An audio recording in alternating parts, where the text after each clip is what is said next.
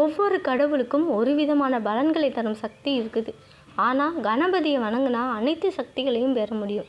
வினை தீர்ப்பவன் விநாயகர்னு சொல்லுவாங்க. விநாயகரை வணங்கி நன்மைகளை பெறுவோம். 5 கரத்தனை யானை முகத்தனை இந்தின் இளம்பிறை போலும் எயிற்றனை நந்தி மகன்றனை ஞான கொழுந்தினை புந்தியில் வைத்து அடி போற்றுகின்றேனே.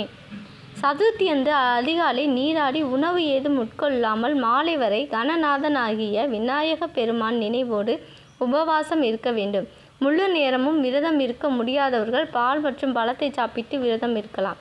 சதுர்த்தி அன்று மாலை ஆலயத்திற்கு சென்று விநாயக பெருமானுக்கு நடைபெறும் அபிஷேக ஆராதனையில் கலந்து கொள்ள வேண்டும். அன்றைய தினம் ஆலயத்தை 8 முறை வலம் வருதல் வேண்டும். அனைத்து பூஜைகளும் முடிந்தவுடன் வீட்டிற்கு வந்து விரதத்தை முடித்து கொள்ள வேண்டும். நீண்ட நாட்களாக தீராமல் உள்ள நோய்கள் நீங்கும்.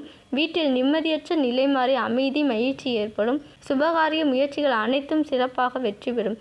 விநாயக பெருமானை வணங்குவோம், வாழ்வில் வெற்றி பெறுவோம். இந்த பதிவு உங்களுக்கு பிடிச்சிருக்கும்னு நினைக்கிறேன். இந்த பதிவு பிடிச்சிருந்தால் மறக்காமல் லைக் பண்ணி ஷேர் பண்ணி சப்ஸ்கிரைப் பண்ணிடுங்க.